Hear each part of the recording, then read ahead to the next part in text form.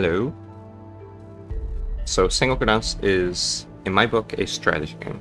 So I'll be playing a strategy game. But there are a few things that you should know before I proceed. First of all, Sengoku Rance is, while I like to pretend it's a strategy game, is also an adult game. That's to say there are going to be scenes in which I have to censor. So I'll either censor them through cutting the video, so you might hear some audio skips, or I'll use this cat. Okay, to the right, I have a very crude overlay of a table depicting when certain important events or milestones will be hit. In particular, there's a spoiler. You'll see that there's something about hara, whatever that means, from turn 2 to something. Okay? What else do I have to explain? Some other things. This is not my first playthrough. While I wouldn't say I'm an expert in this video game, I've played a decent bit, and I do know some of the intricate details of the game. And yet, I'll be playing on a fresh save file and going through the so-called official route. So this game has various endings, and in your first playthrough, you're railroaded to a particular ending, the so-called official route. Plus, you're forbidden from doing certain events on your first playthrough.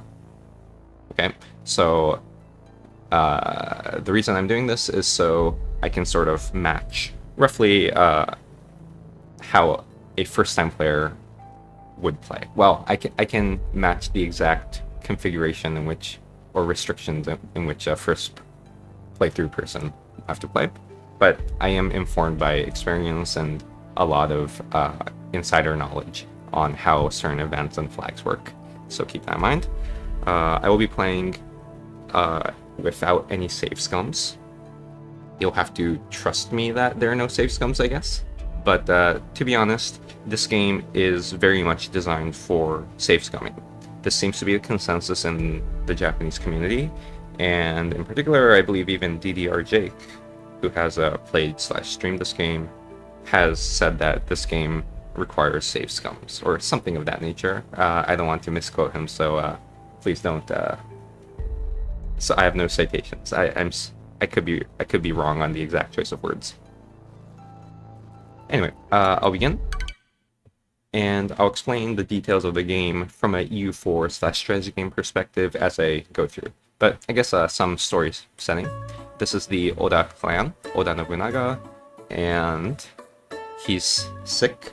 This is Oda Nobunaga's sister, although I don't think this is a historical person or based on any historical person. This is Ranmaru, who's based on a historical person, but womanized, feminized, became a woman because it's an adult game. Actually, I don't think there are any scenes depicting her, so maybe not, because this is an adult game. This is Rance, the protagonist, and essentially the story, as far as I know, is that Rance gets asked to rule the Oda clan on behalf of Nobunaga, who's sick. But again, I don't read the story.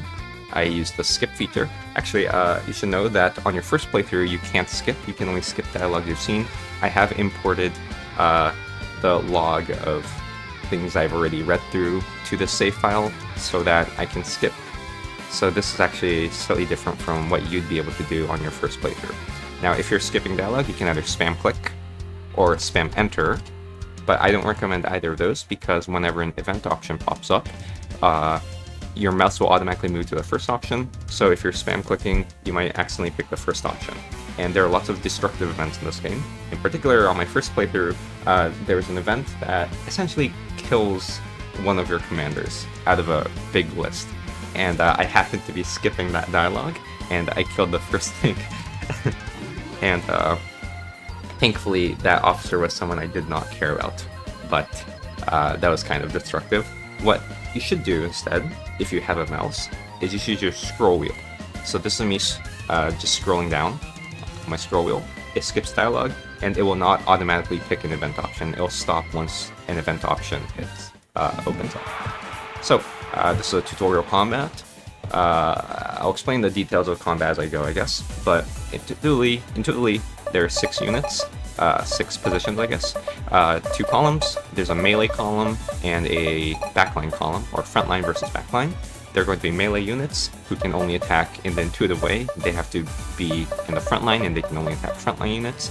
They're ranged units like this guy and this guy who can attack from anywhere to anywhere. Okay, they're going to be Ashigaru, the tanks, that can guard attacks, intercept attacks on the same column. So Shibata can intercept attacks to Rance and Ranmaru at a 50% chance. And that's probably all I need to explain for now. So for example, Ranmaru will attack one of these two units, and on doing that, this tank can intercept it at a 50% chance. So I got lucky, I went through the 50% chance.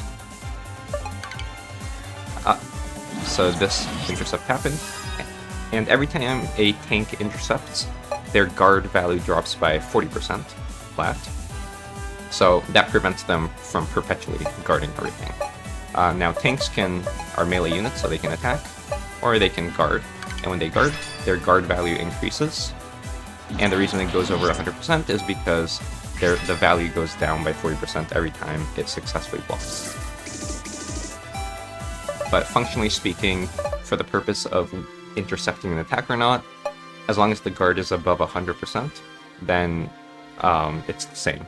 It's just that if it's above 100%, it can block consecutive attacks more often. Okay, so Mitsuhide is a ranged unit, kinda, so he can attack in the backline. So Ranmaru should have probably attacked Nobuyuki Oda because she has more units. So the amount of damage your units does is mostly proportional to the number of units it has. So Ranmaru in particular does more damage than Rance right now. Okay, but this is a tutorial combat. Like, if you were to play this, just like play in any way and you'll likely win. It's hard to lose this.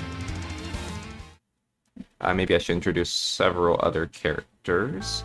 So that's Rance, the protagonist, and this is Syl, his slave, I think. Generally, this game proceeds as Rance being the self-centered, selfish protagonist, and Syl being the normal human being who tries to put a check on what he does.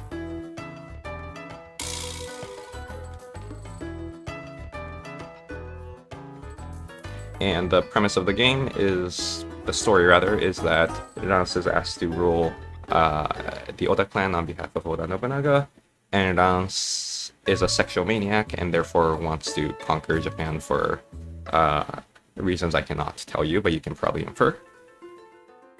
This is the main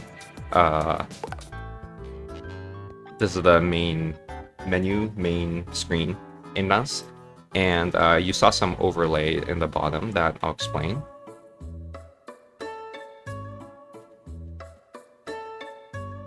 But maybe I should also explain... I've already explained that I'm not doing any save scum, so I guess that's it.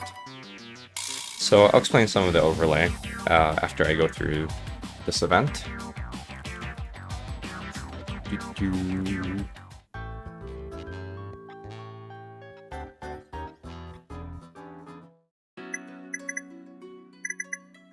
Okay, so this is the main screen.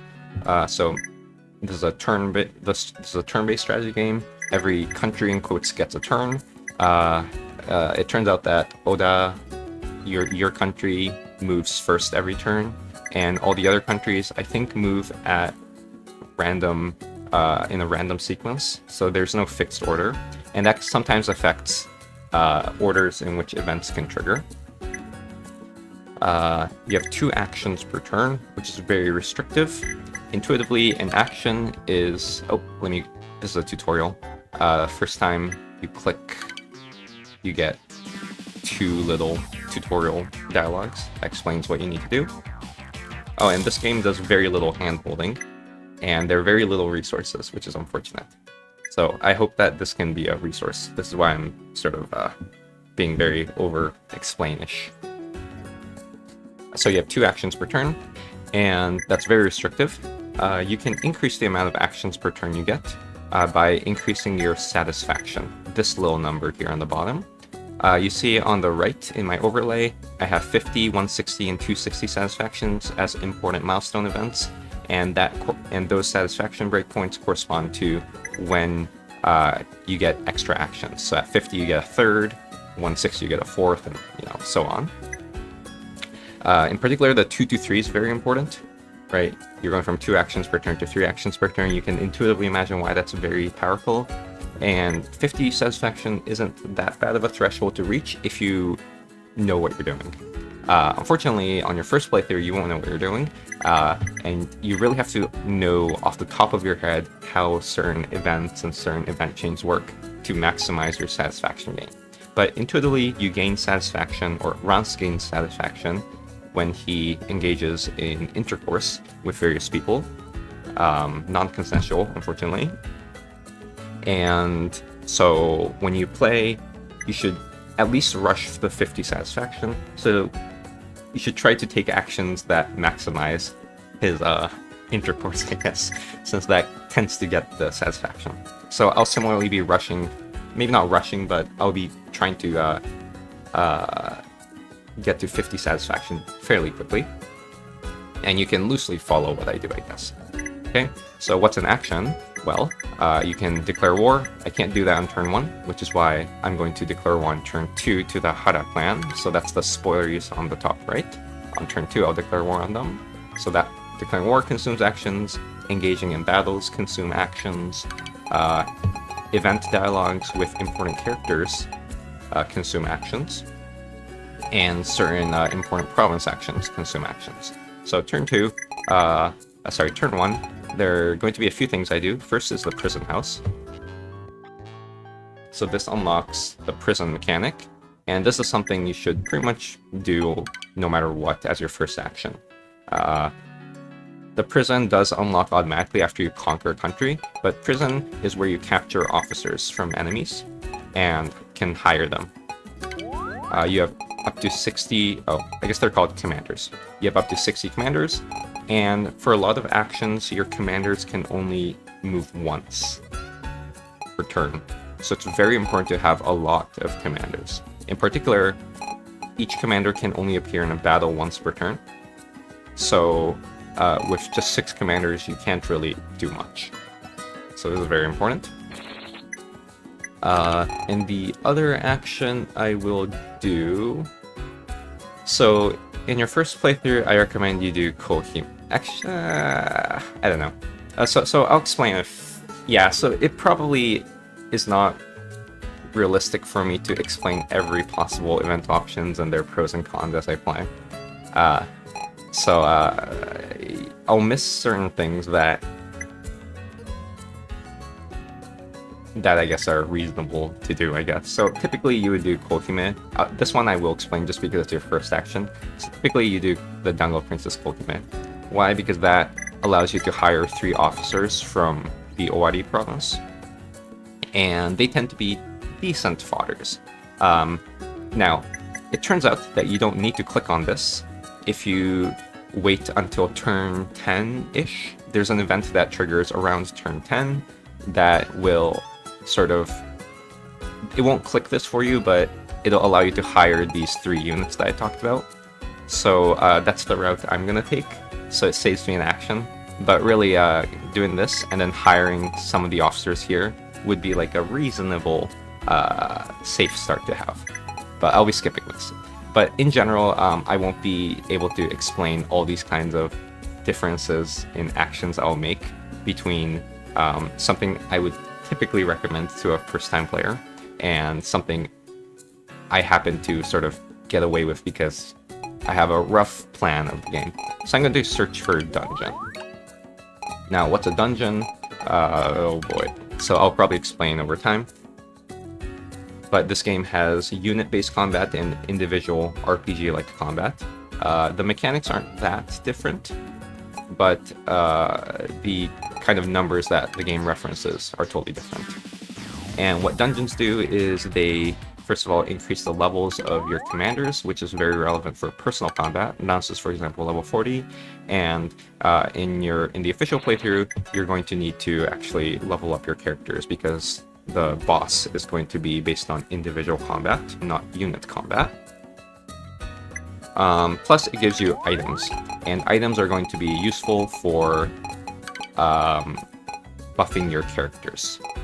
Lance, for example, has this item that he can't unequip. Increases his damage by 20%. But they're going to be items of that kind of nature. Anyway, I've used 2 actions, so I'm going to end turn. And you'll see all the AIs making actions.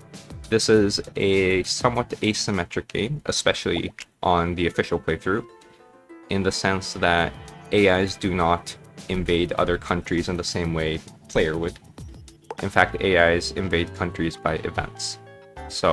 But AIs do play roughly the same rules in the sense that they fight combats the way you'd expect, they have resources the way you'd expect, and so on. Anyway, so I've now hit turn 2, and now I can declare war. So, to declare war, actually to do a lot of actions, you'll see little numbers associated with a particular stat. So this, for example, development raising dev, you should never do that. Well, actually, well, this is an EU4 elitist kicking in. You can dev, but typically you don't dev in single player, as if there's multiplayer, in your official campaign.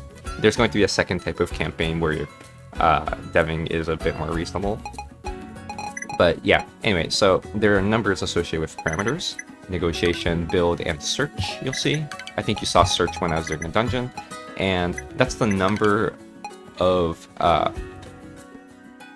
So when you do an action of that parameter, you need to commit officers in a way such that their stats, so there's a negotiation stat, adds up to at least that many. Okay, this is way better explained by an example. Okay, I'm going to declare on them. I need 10 negotiation, so I need to pick officers such that I hit 10 negotiation. It's that simple. Now, if they move, they cannot participate in battles, remember? So you have to sort of think about what officers you use. These two tend to be the worst at the battle.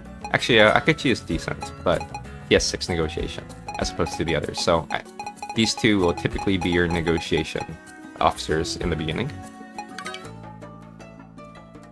So I've declared on the Hara clan below me, and I can now attack. There are a few other things you can do, but typically you just attack. Now, I said that this game is a very save-scummy game. I won't save scum, this is my rule set, to make it a bit more interesting and more palatable for EU4 fans who really seem to hate save-scumming. But if you're playing, again, I would suggest you open up the save-scumming. Save-scumming is very easy in this game. You click save. These are your save files. You can store up to 999. If you want, you can write some memo on a save file. Ooh, this is first playthrough. Right, and there you go. So that's helpful. You can click delete saves with no star mark if you want to get rid of, if you want to clean up your save files. And to load a save file, you click load and you drag. So save scumming in this game is very fast. And this is probably what makes it a bit more palatable than EU4, where it takes like a minute to save scum. Oh, by the way, I hope that doesn't count as save scum. I mean, I just saved and loaded the same game state. So I won't be doing that. Oh, by the way, speaking of, you get an autosave at the beginning of your every turn, but this overwrites itself. So again, I might... In fact, I have a muscle memory for automatically saving after important decisions I make. You should just get in the habit of that, honestly. Anyway, so I'll attack. And something you can do is you can scout. What happens is that you need a certain amount of search, right? For example, these two would get me to 6, but it's me to the 5 threshold, and that allows you to see the enemy composition. This is something I really recommend you do later on, but I happen to have a rough idea of my limits early on, so I can get away with not doing it. Plus, these officers, I don't have too many officers, so it's quite important for me to be conservative. So what I just did is I spent my gold to recruit units for Rance. So I said that the amount of damage you do is roughly proportional to your troop count, so this is something that's somewhat important to do, but there's some reasons why you might not want to spend your gold. And I'm going to be going with just Rance for particular reasons, I guess.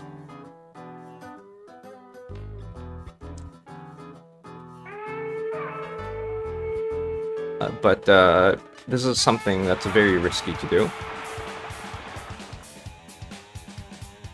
Why? Because if Rance dies, it's game over. But Rance in the early game is quite nice because he has an auto heal. So what I did there is I clicked space, which is skip turn. And note that when I skip turn, I didn't use up these flags. These flags are the number of moves a particular unit has.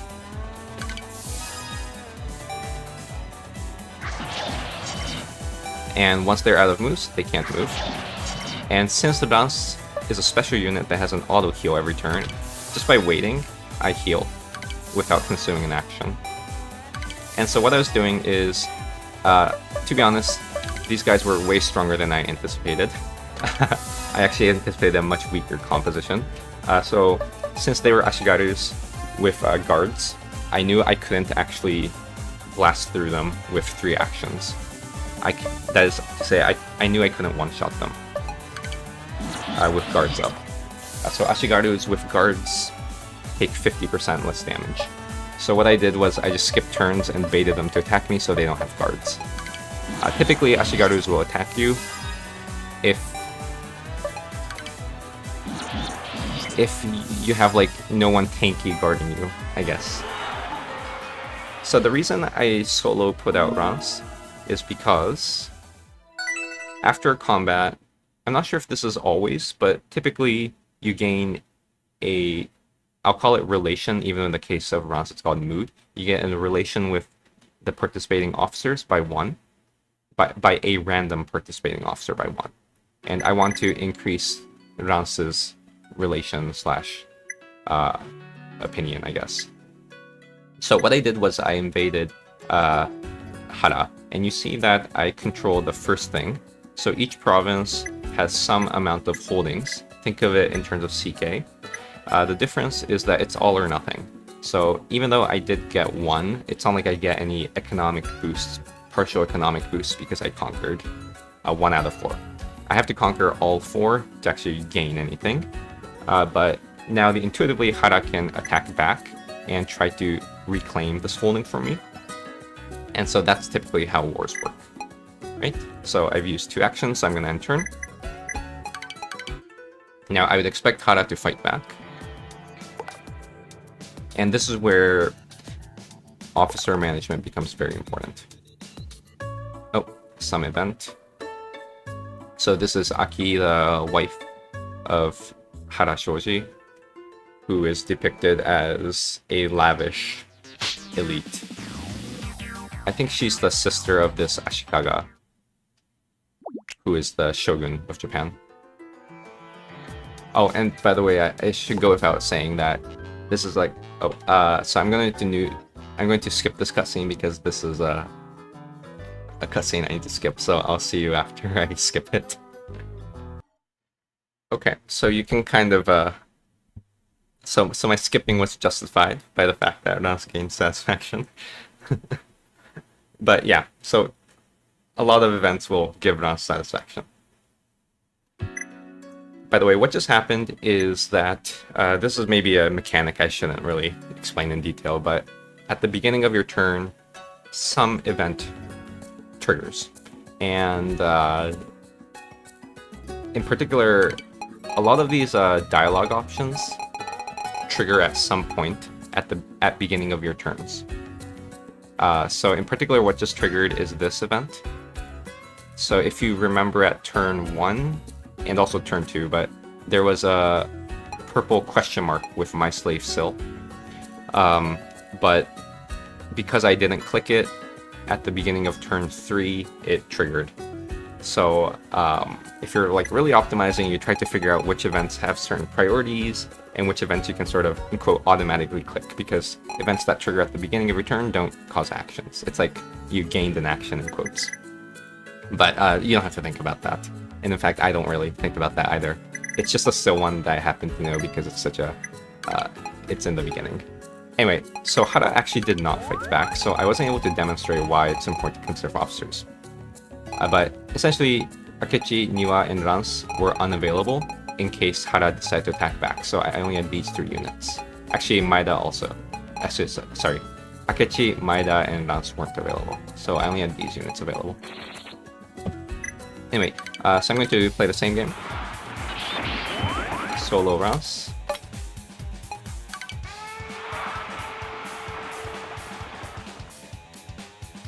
This is actually surprising. I did not expect Shoji Hara to pop up this quickly. So here, so Rance only has 3 actions, which means either I accept that I'm not killing all of them, or I spam wait until this guy attacks me and kills himself. Melee units do take counter hit when attacking other melee units. But there's no such guarantee, and frankly the backline is too scary, so I think I'd rather blast through the front line and kill these 2.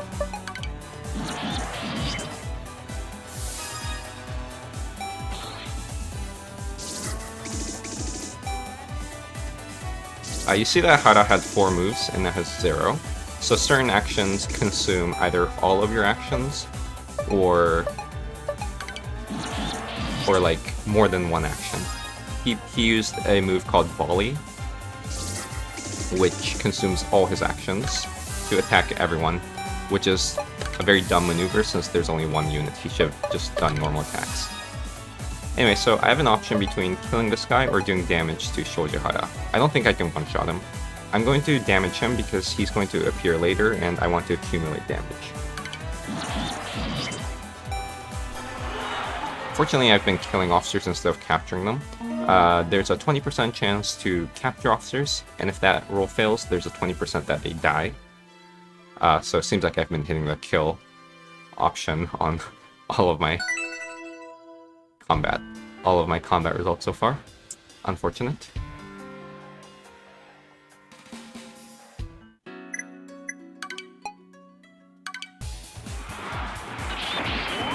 So keep attacking, and note that Rance can no longer move. So now should be someone else. So something I should mention is that Niwa has this special skill called Fleeing Warrior Hunt. It raises the chance of capturing and defeated enemy commanders by 20%, I believe. So instead of 20%, it becomes 40%, I think. This is quite important, and I should have been using him more. But I've been sort of prioritizing Rance's opinions more. Intuitively, after you get 7 opinion, you can upgrade your units. That's the intuition. But for a lot of unique characters, they also trigger certain events and give you satisfaction and so on. In Rance's case, it just upgrades him, I think. I don't think it leads to any events. Anyway, so what I'm going to do is I'm going to... oh man, 5.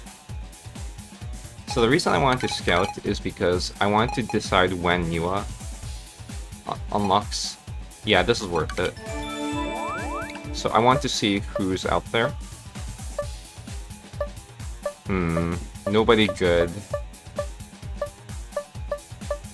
There's one officer from the Hara clan who I do want to recruit, which is the Search Master, which has high search.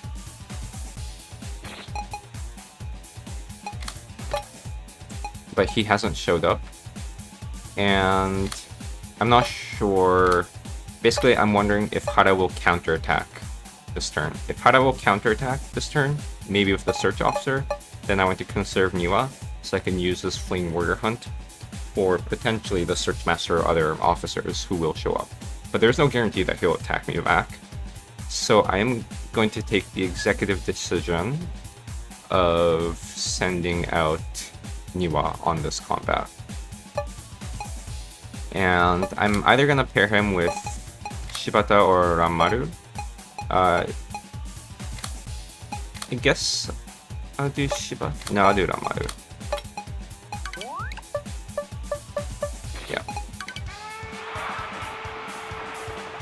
Yeah. In the early game, or rather against Hara, the combats are going to be very easy on your first playthrough. So you should mostly optimize for gaining opinion on important characters and optimizing for unit gain. So you'll see that after the end of every victory, it turns out that all alive units gain extra troops. And when I say you optimize it for these gains, what I mean is that in some sense, since all officers gain some amount of recruitment, and those are not like shared in any way, you should try to have 6 officers for every combat, if all you care about is maximizing recruits.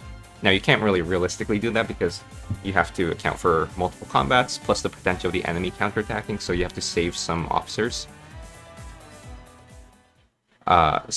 So that's something to consider. And when you do consider that, you should know that every time you have multiple copies of the same unit type, so for example Rance and Ranmaru out, then they get penalties on how many officers join them after a combat, I think, or something like that. But I'm surprised Ranmaru gained 7, because Rance has been getting 10. I would have expected Ranmaru to gain 10, so maybe I don't fully understand the mechanic. Anyway, I just captured an officer. Let's look at her. She is a tactician. Tacticians happen to favor intelligence, so garbage intelligence. I'm looking for 5 or 6 intelligence as a decent stat, so she's not very good. Now let's look at her search, negotiation, construction. Meh, 323. This goes up from 0 to 9. This goes from 0 to 9.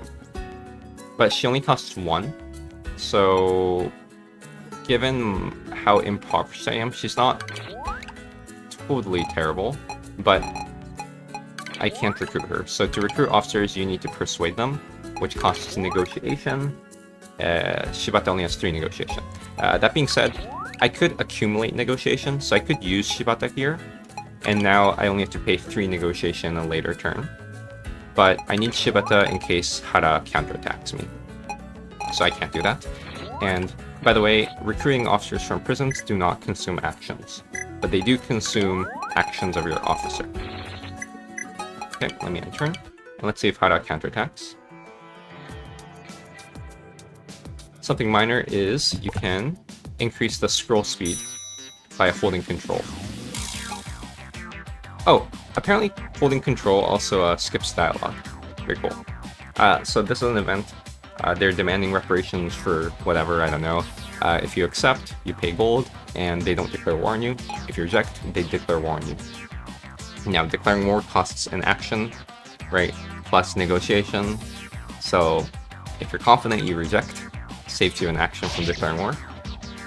But if you're scared of fighting 2 wars at the same time, you can also just wait till you finish the War of Hara. Basically, they'll keep demanding reparations from you until you say no. So at some point you say no and they declare war on you.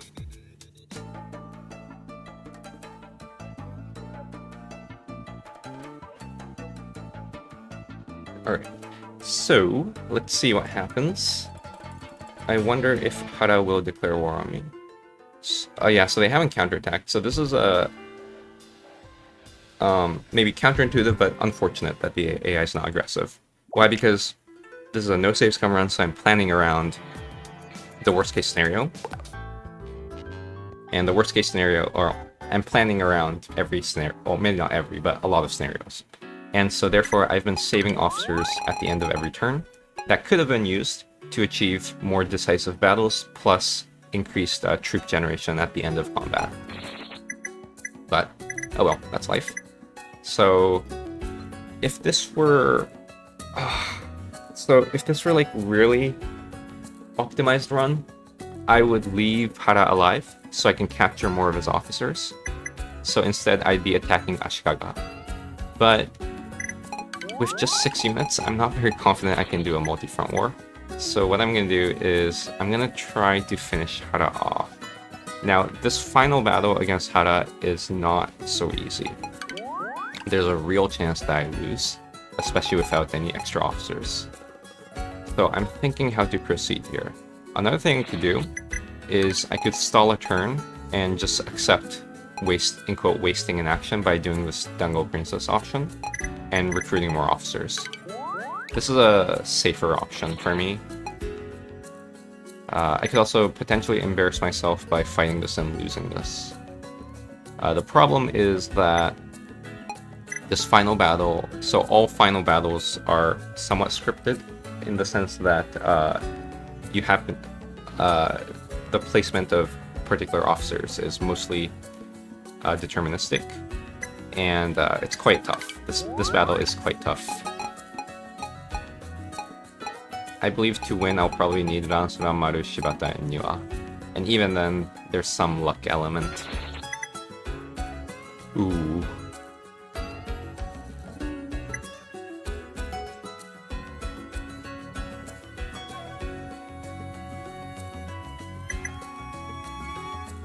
On the other hand, though, Shojihara, who will appear in this final battle, I damaged him last turn, so this should be easier than usual.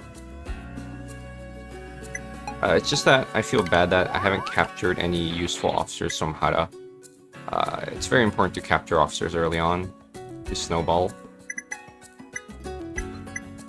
To the extent that some people, would save scum battles till they capture certain useful officers, which is, I think, a very reasonable way to play in the early game. Yeah, I think what I'll do is I'm gonna keep them in combat and attack Viper Oil Field from Ashikaga. I could actually take Kyoto as well instead of Viper Oil Field. Let's see.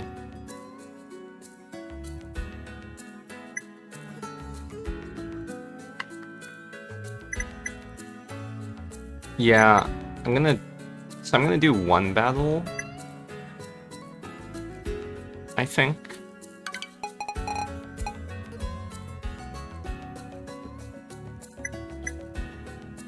And anticipate 2 potential defensive battles from Ashikaga and Hara. So I'm gonna start invading Kyoto. By the way, you see icons, so you invade from the left. So this icon is like a stronghold or something, and this is a field, and this is a castle. Intuitively, castles are the most defensive, strongholds are the second most defensive, and fields are the least defensive, with some caveats that I don't want to go into. So I do need to commit more than usual. I think I can get away with Rance and Akechi though. If possible, I don't want to do this because there's a potential I get opinion on Akechi, and I don't want to use him. He'll be fired later. By the way, this might lead to a game over. By the way, when I said no save scum, I think I will tolerate restarting on game over, and you'll have to trust me that I'm not going to abuse game overs to sort of gain save scums. Like, whenever I put Rance out like this, I promise you that I'm only doing this with reasonable confidence that this will not lead to his death. But if he dies, this is a save scum. Oh, I have to go back. Okay. But yeah, I'm fairly confident that whenever I do stuff like this, it's safe. Okay, so you'll see there are a few new unit types. The important one I will explain is this Onmyoji. They're backline mages. They have 2 abilities. One is defensive Shikigami. They add like a little barrier to units that blocks an attack. It's very strong. The other thing they can do is they can do this prepare, which does an AoE combat after they channel. So you see that they did a prepare on turn 1, and then later on they can unleash their AoE attack. This hurts a lot. So, thank God I have Mitsuki there. I'm gonna... Whoop. Okay. I didn't kill her, but she only has 4 units, and as I said, damage scales off of number of units, so she's not gonna do much damage. Thus, I'm gonna skip turn, so he's gonna kill himself. Yeah, so she did, like, nothing. I mean, frankly, she only had 44 units, so she wouldn't have done that much either. Anyway, I want to capture Onmyoji. They're very important. And the way capturing works, it's slightly higher probability to capture the officers in order in which you kill for complicated math reasons, which is why I killed her first.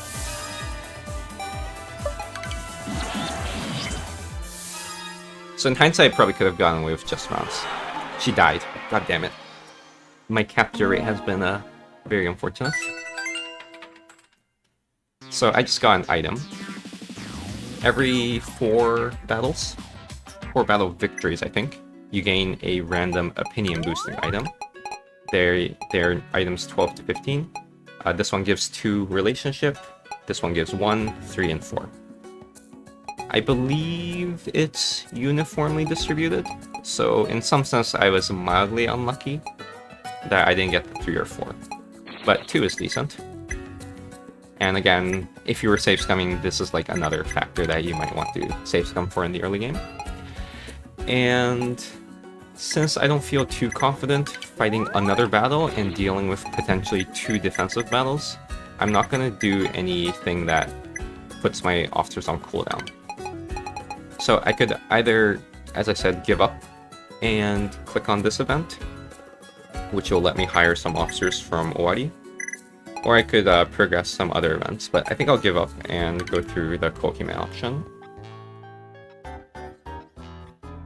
So this event will unlock 3 officers that I can hire. One of them is crucial for a future event. These 3. But these guys are all, like, okay. They're, like, tolerable.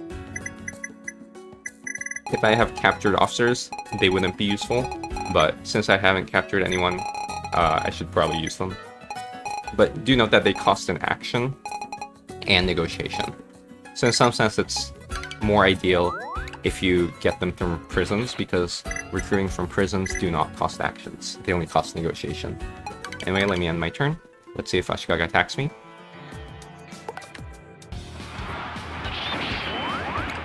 So, they attacked into Owari. So, as I said, this is an all-or-nothing game when it comes to territory. So, there's literally no cost if I lose this, unless they later actually threaten my castle. And when you full annex a tag, their partial holdings on you don't matter or disappear. So that's to say, if I lose this battle, and I full annex Ashikaga, I gain back this occupation. So when you're doing very aggressive wars and you want to conserve officers, that's something to consider. So like if I'm real down bad for officers, I would happily lose this battle and save these officers. But I happen to be fairly confident that they'll only attack me once, plus Hara at most once. So I'll just go for it. So unfortunately I don't have any officers to scout, unless it costs 1. Yeah, 3, I'm not paying 3 search. So I just have to guess when to use Niwa. I'm going to use Niwa right now. Niwa is the one with the Fleer Warrior Hunt, so ideally I use it on the enemy with officers who I want to recruit. By the way, why did I place Niwa in the front line instead of the back line? It's because I didn't know their comp. It could have had some backline units who could attack him from the backline, whereas Shibata could just guard him if he's in the same column. That's why I placed him in the same column as Shibata. So, what am I looking for? I'm looking for more frontline units, Ashigarus. So I'm going to try to prioritize capturing the Ashigaru, which is why I attacked them first. As for the rest, I don't really care about the order. Also, Shibata's been doing a pretty crappy job at guarding.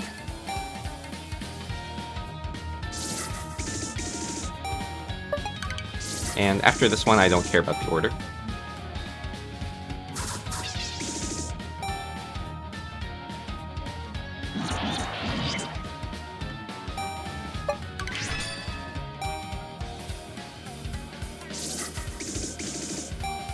Order would be Niwa finishes this guy off, and Shibata maybe one-shots him? I actually don't know. Yeah, okay, good. Yep, I got 2 prisoners of war, very good.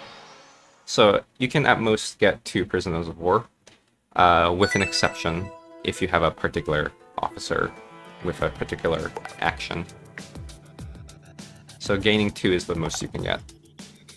It's quite nice. Let's see if they attack. Damn, so Hada's been very passive. Yeah, so apparently holding control skips dialogue, TIL. I knew holding control skips this scrolls past to this thing.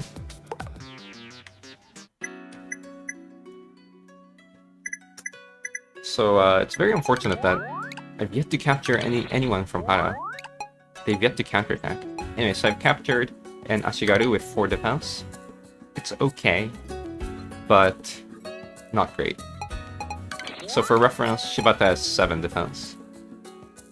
Maeda has 4 defense. A good Ashigaru would have like at least 6 defense. Or other like special things. So she's honestly meh.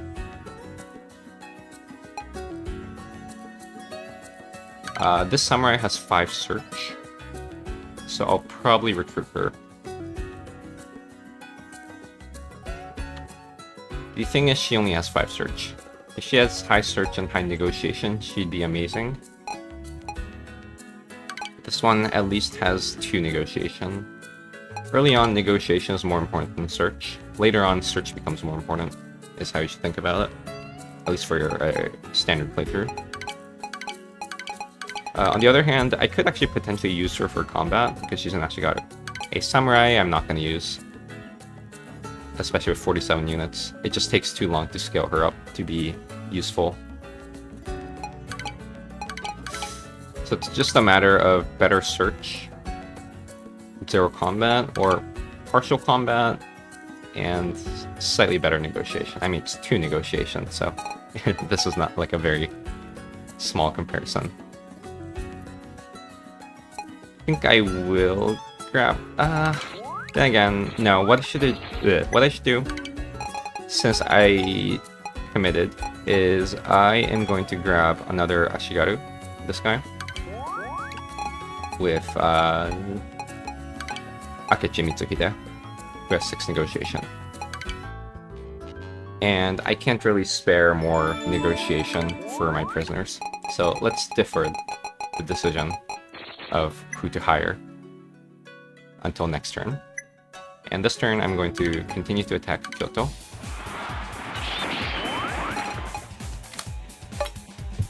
Same deal, except this time I think I'll do Rance and Niwa, because I've done a decent amount of damage to Ashikaga's officers, and I haven't seen any of the key officers who I'd want to capture, so there's a higher likely chance I'll find the officers I like to capture. Unfortunately, I did not see any. In particular, I'm looking for the officer Ikkyu.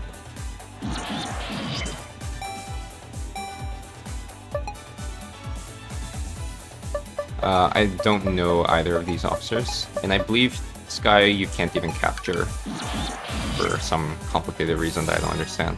I could be wrong on that though, so don't quote me.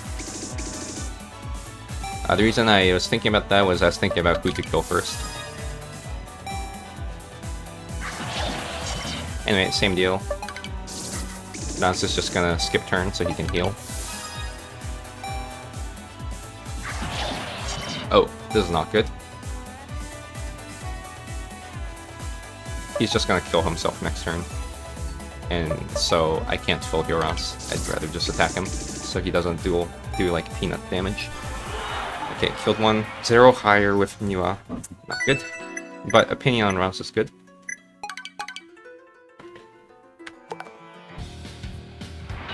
Ooh, Hada finally attack. Ashikaga can still attack back, so I can't use all of them. Can I solo Ranmaru? I think I'll do Ranmaru and Maeda. Katsuya can solo defend against Ashikaga easily. So unfortunately, nobody who I'm looking for.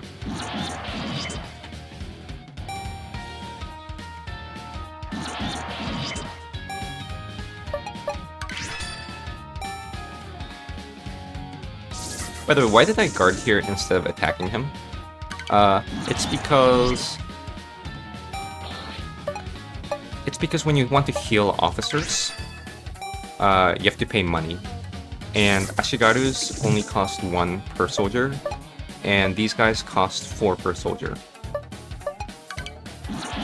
So that's why I prioritize tanking with Maeda. Cool, got 1 prisoner. Any prisoner is better than no prisoner because every time you release, so you can release prisoners because you can only have up to 30 prisoners.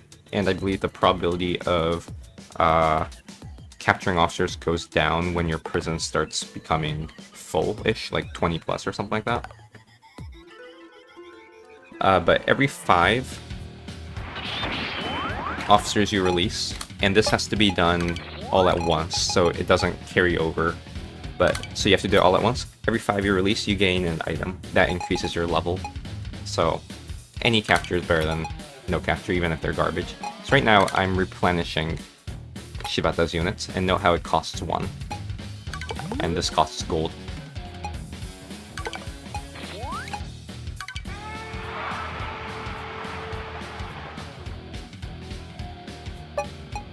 Let's see. So I think I'll just guard. Remember, guard cuts damage taken by 50%. So against melee units, as an Ashigaru, guarding isn't a bad idea. Especially because they have other Ashigarus, which makes me do very little damage. So what I'm going to do is I'm going to... I'm thinking about if I want to kill him off so I can potentially capture him. But to do that, I need to attack at least 3 times, right?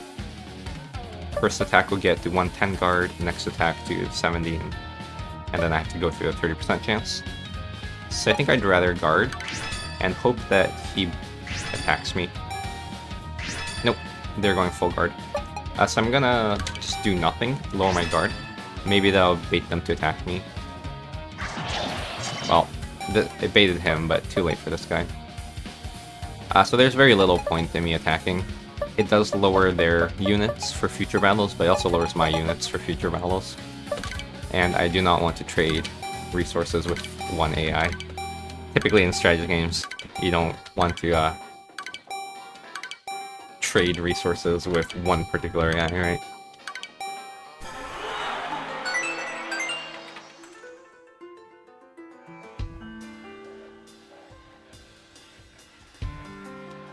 This is Isoroku Yamamoto. You'll see her after I conquer Kyoto.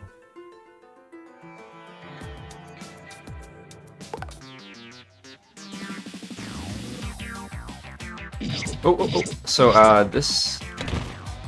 I need to skip. See ya.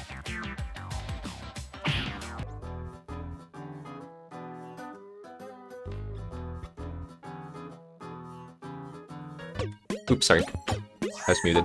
I was saying that I successfully skipped in time, and I believe her splash art is fine by YouTube standards.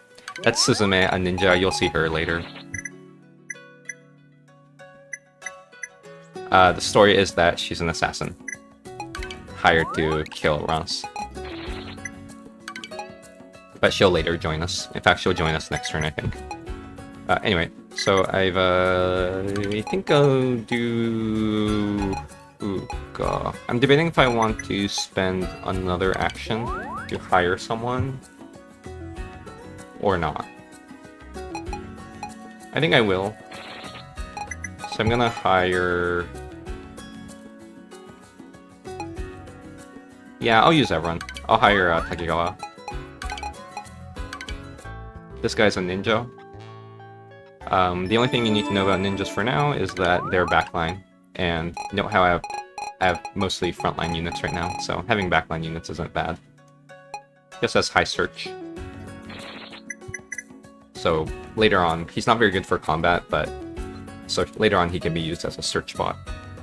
Anyway, so Kyoto is hard. I might lose this, and no save scum, so I guess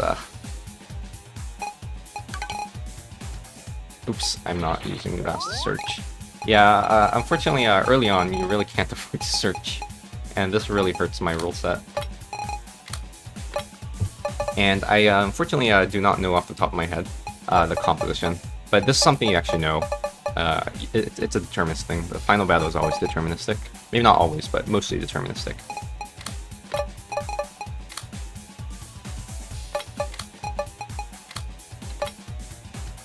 Man, this is rough.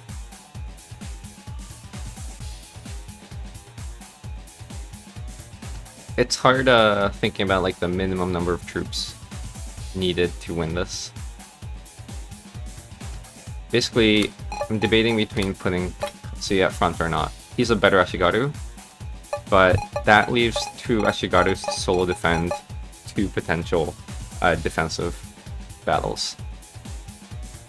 And that's scary.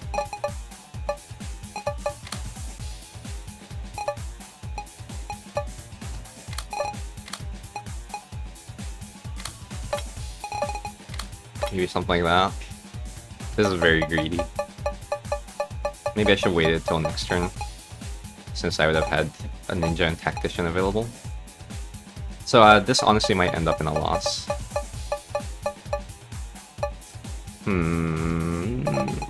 I feel like I really need Ranmaru. I don't see myself winning without her. But then I have to defend against two battles with these two. And that's assuming I win. If I lose this, I don't gain anything, plus I might potentially lose a province or a holding to a while defending. But this is episode 1. Better take risks. And also, better show me failing. It's okay to fail in this game. Something I will do is I will maybe recruit Rance.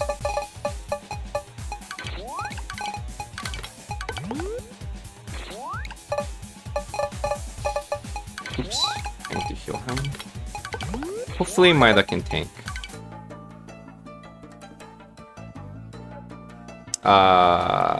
Facepalm. Facepalm. I misread the event. This is an auto lose. Isoroku will make you auto lose your first battle with Rance. And I thought she would only appear after I misread the event. I didn't think she'd appear right now. I thought she'd appear next turn, which is after I win this. Well, that sucks. I just lost the battle. And these guys are on cooldown. Oh well. But thankfully, now I don't have to deal with her. Causing all the losses.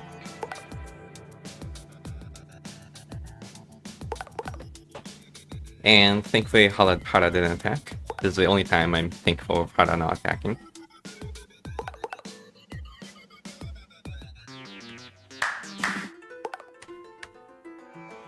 Alright. Do I need... No, I think that's fine. Okay, so Suzume joins. She's going to be a very important figure, especially in the context of my no save scum run, because she has the unique property of being immune to death. So note how we've killed enemies. Well, my officers can die too. A lot of them, in fact. And she happens to be a special officer. She can't die. So sometimes I'll put her in very risky situations. Alright, well, anyway, since I've lost, I need to now make up for it by attacking Ashikaga again. So I'll do that. This time I could plausibly 6 search. It's crazy. I think I want him in the back line. Do I? I don't think so. I'm gonna just search him.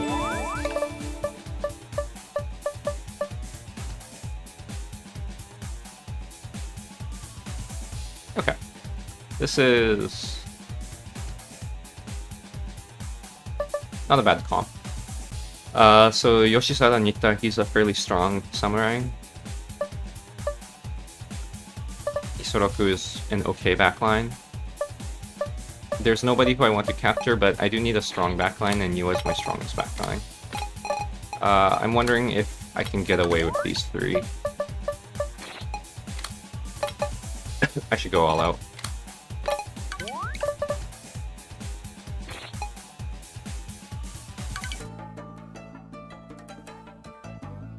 By the way, something that's very important is that you just have to take my word for it right now, is that in final battles, you should try to bring Rance. When I say final battles, I mean battles for the castle. Quite unfortunate that I missed this 50%.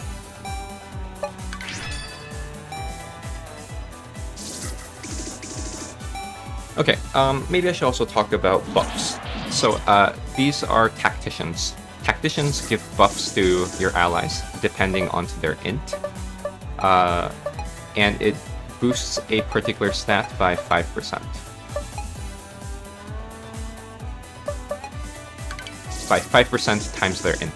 So Mitsuhide, I forgot. I think he has 4 int. I could be wrong. But he has some int. Let's say 4. If it's some other number, you can rescale it. But he has 4 int. So, and he gave Rance a red and attack buff. So Rance has a 20% attack buff. You can think of that as a direct increase in his stat. So his attack stat is 5. His effective attack stat right now is 5 times 1.2. So with Maeda, I'm gonna attack Isoroku because she could attack the backline. And yeah, now Ranmaru takes damage from this guy, but these guys also cost a ton to reinforce. So okay, got 1 prisoner. Good. Now, Isoroku, you can't capture her the first battle, so this is all scripted. Second battle, I believe you can always capture her. So hopefully I'll see her again and I can capture her. Actually, it doesn't matter. You also automatically capture her at the end, once you finish Ashikaga off. But anyway, the reason I conquered Kyoto first is because I wanted these 2 officers. Especially Kyoko Kuge. She's a samurai with a special ability called Mercy Charge or something, and that increases the likelihood of capturing someone by 50%. So with Niwa, it's 90%, almost guaranteed. Okay, so I'm going to go through... By the way, what? Oh, I didn't get an item. So at the end of after turn 6, turn 16, 26, and so on, every time the turn mods 10 ends in 6, or is 6, you win a battle. You win an offensive battle, I think. You gain a random stat boosting item, 6 to 9. So I was thinking I'd get that, but maybe I don't get it for castle victories. It doesn't matter, I'll get it for some other offensive battle. Yeah, anyway, so I want to hire her so it makes capturing easier. And in the meantime, I'm going to be going through Suzume's event chain. I believe this is something I don't have to cut, but I'm going to be ready to cut. Yeah, I think she's fine. Nothing happens.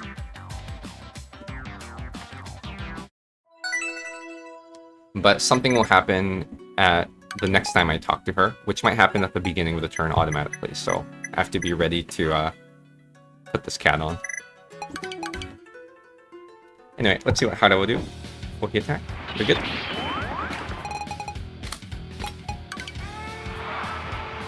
Search Master. So I want him. But I've waited too long, if I really wanted him, I wouldn't kill him, so that I don't accidentally kill him.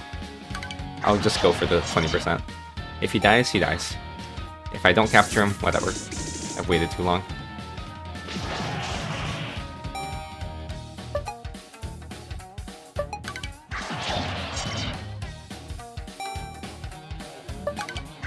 Hopefully I capture him. It would be crazy if I can capture him.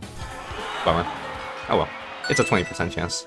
That's not really expected. Then I'm kind of upset that I haven't seen him until now. Typically he appears in your first or second battle.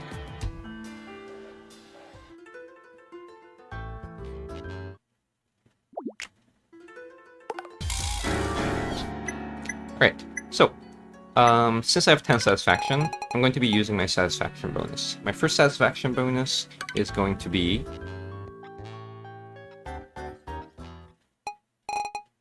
recruit multi-talented old man. Another thing I'd recommend is summon forces, but I'll talk about that later. You'll see 3 of these options over time. The multi-talented blah. Basically, it gives you an 8 search, 8 negotiation, 8 construction. Just a god at doing internal stuff. Quite useful early game. Eventually you'll replace him once you want more fighting officers. This guy's strictly for internal purposes, or non-combat purposes. Anyway, so this one I do have to censor, so I'll see you later. Okay, I'm back. As I said, I'm trying to rush for 50 satisfaction. And there's certain event flags that I'm sort of keeping in mind as I do all of this. But yeah, Suzume tends to be good at early satisfaction. Let's see if he attacks.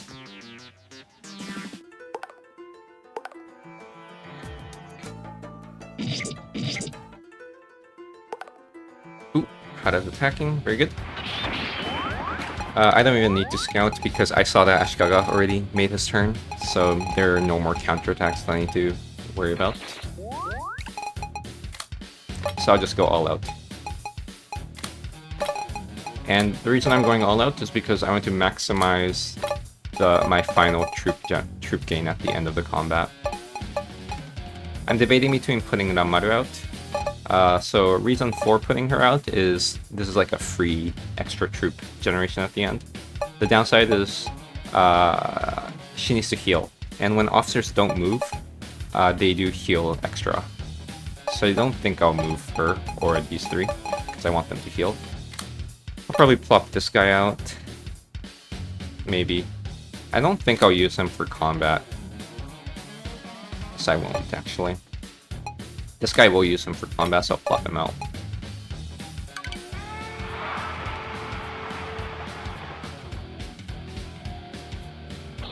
So, Suzume has Assassinate. This is, I believe, a 55% chance to kill someone. Unless that target has, like, double. Oh, sorry, I don't know the math.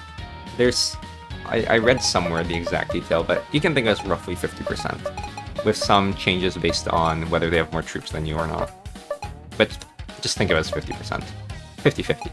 You get it or you don't. So she becomes an assassin bot, unfortunately the way I'll use her. Though someday I do want to raise her. It's just that for my playstyle, it makes sense to use her as an assassin bot and focus on training other officers who need to scale damage off of their unit size. She can just become an assassin bot, and I don't have to invest in her, and she'll be reasonably useful. So I'm wondering if I should actually assassin immediately or shuriken. I think I'll assassin immediately, just to show it off. Ah, she failed. Rip.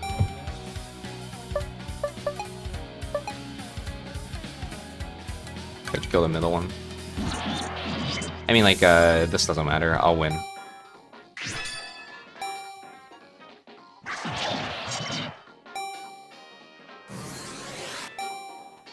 This is a Sohei, I think it's called. It's a melee unit with a lot of special properties that I'll talk about over time. But one thing it can do is it can cancel guard of all Ashigarus. So it's in some sense a counter to Ashigarus.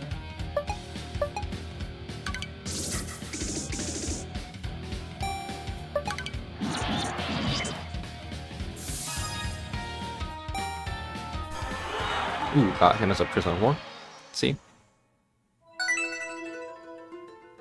So Soheis have the nice property that they recover for free automatically. Or their units replenish at the end of turn automatically. Ooh, this guy's amazing. 5 negotiation, 5 defense. So Soheis are good tanks because they recover their units automatically. The only downside is that he only has 89 troops. So I do have to invest in him for him to actually become a useful combat person. But 5 negotiation is amazing. I will hire him.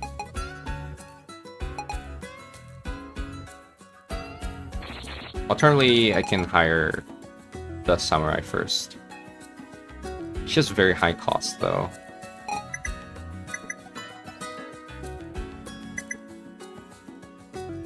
Thinking. I think what I'll do is I'll do 2 attacks on Ashikaga into hiring here. But before I commit, I could potentially capture other officers that I want more, so I'm not going to hire him first. And I will scout my first attack.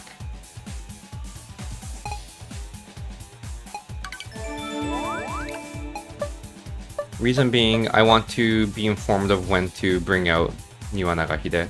I believe Isoroku Yamamoto is a guaranteed capture, and you can only capture 2 units per turn, per combat, so I don't want to bring Niwa, especially because I don't particularly think these are exciting people to capture. So what I'll do is I'll plop in Rance solo. I could do Rance and Suzume.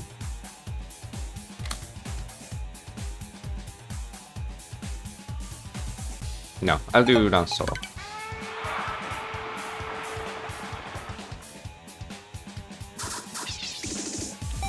Early game, you can really abuse Rance's heal, and the fact that the enemies won't be strong enough to actually kill him. So I'm gonna just play the same game, right?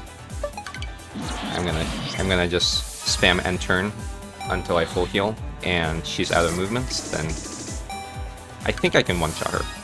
I can hopefully one-shot her.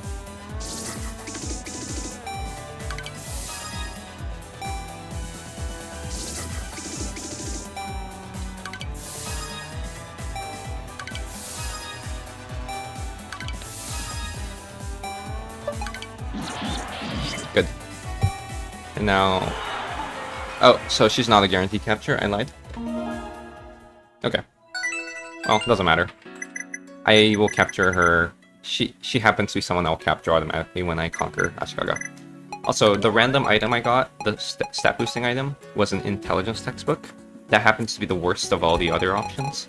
In particular, speed is the best for what I want to do, because I want Suzume to have 7 speed, for complicated reasons.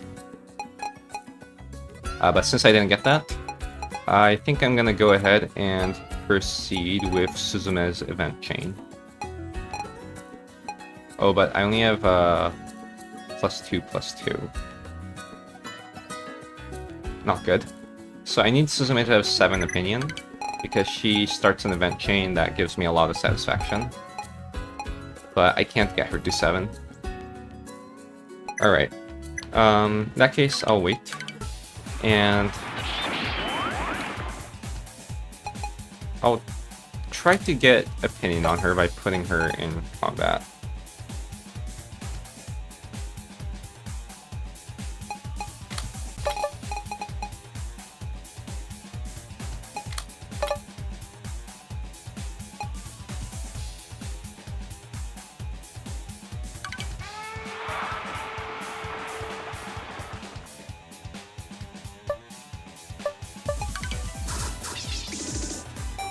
Damn, I thought she can actually one-shot him. If I had knowledge that she wouldn't one-shot, I would have assassinated the backline.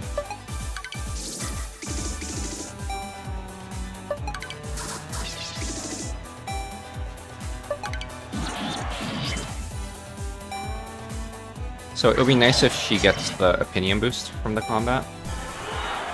Got one prisoner, good. Nope, it was Niwa.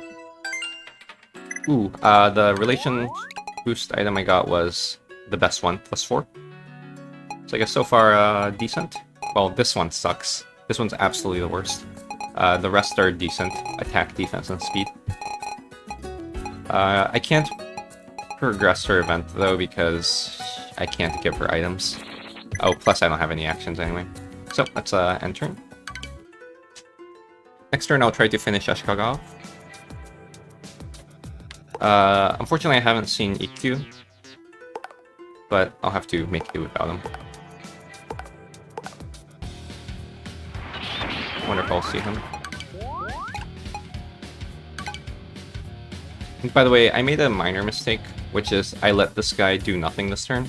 I should have used him to get someone from prison. I totally forgot about it. That's EQ. I want him. Oh, I want Yoshiteru as well. But I don't have Niwa. And my only backline unit is garbage, so he can't kill EQ. Which means I have to kill the frontline first, which means it's kind of unlikely. Well, it's already unlikely enough without Niwa. But I'll try.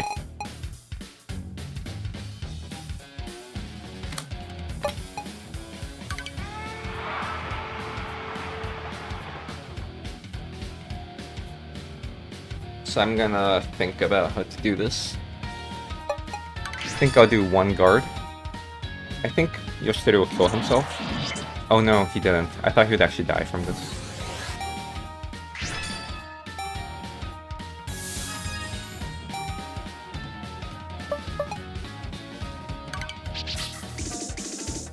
Okay, I lied. Mitsuhide can actually kill him too. So I'm not going to be too fixated on actually, like, killing everyone here. All I want is to try to capture a Q. And again, if he dies, he dies. Oh well. So I got Ashikaga and Ikkyu. The best outcome for me is I capture both of them. This guy has high levels, so he's useful for individual combat. Oh, I haven't mentioned this, but battle victory is determined by if one side gets wiped, or based on this war score thing at the top. In defensive battles, you tend to start with higher war score, so you don't actually need to do much. You just need to not lose to win. Whereas in offensive battles, you tend to need to win hard. Unfortunately, Ashikaga died. No big deal. Ikkyu didn't die, which is promising, but it's very unlikely that I'll want to wait. Ooh, this is interesting. So I don't think Hara moved yet, right? Or am I misremembering? If Hara didn't move, I should just let them take Wadi, because again, this doesn't matter. Otherwise, I'd like to fight for the sake of fighting. Actually, no, I don't care about opinion of either of them. So I'm just gonna let them take it. I don't remember if Hara already moved.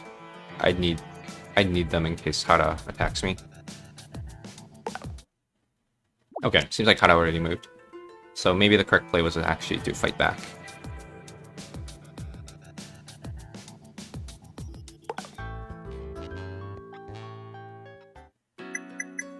Okay. So I think I will... It's kind of unfortunate because Suzume has 2 opinion and I have 4 and 2 opinion boosting items. So I'll sort of waste some opinion. I think I'll keep trying to get her to gain an extra opinion off of a battle. Or get a +1 or +3 relationship boosting item. It just feels very wrong.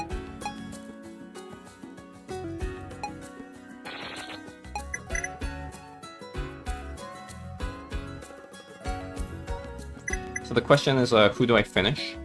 You can only finish you can only take the final province, final holding of a province per turn.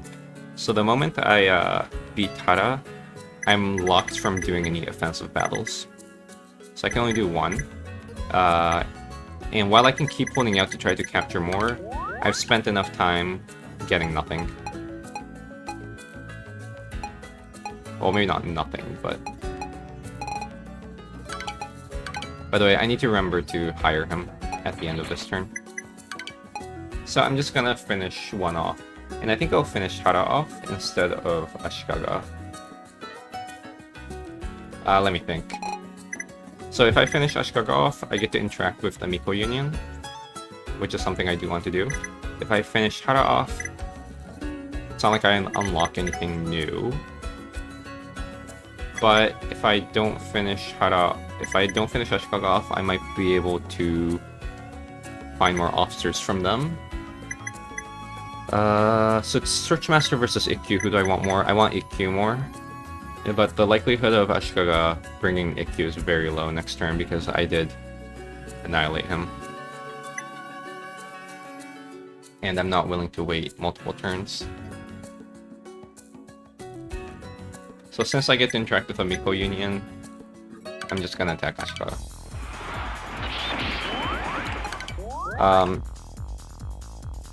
Shoot.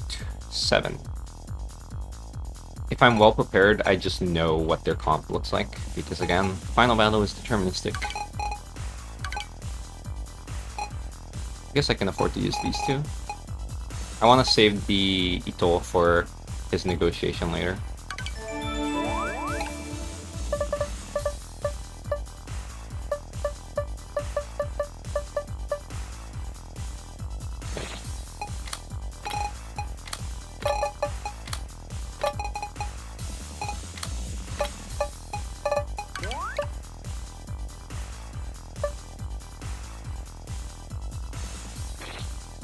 The only reason I want Suzume is so she can potentially get an opinion at the end of the battle. Given like their comp, it's not ideal because they have one backline that'll just free fire on her. I could commit another Ashigaru, but then I don't have a front line to defend against Hara. So I think I'll do something like that. I could maybe plop in Mitsuhide to slightly alleviate damage done to her. But I want to use this negotiation to hire people from prison. So I think I'll just go with this. I will heal Ranmaru. No need to heal Shibata. I mean, it's also only 5 gold, so whatever. So I think what I should do is that since Rance and Ranmaru will one-shot these, doing damage to the front is unnecessary. I think with 2 attacks she can kill this guard. Maybe not 2. Okay, so who does Ranmaru attack? Either Pit Viper or Dodge Viper, I guess.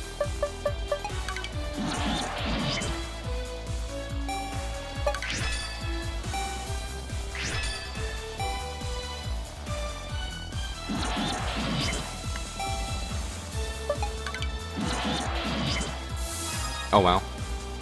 Oh, it doesn't matter, he'll kill himself to Shibata. And Isoroku attacking Shibata is very good. Instead of Suzume.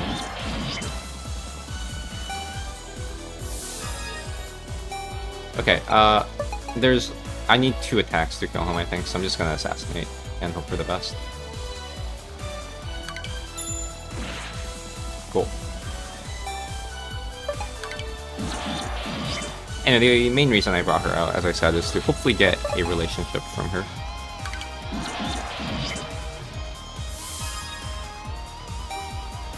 This guy's squishy as fuck.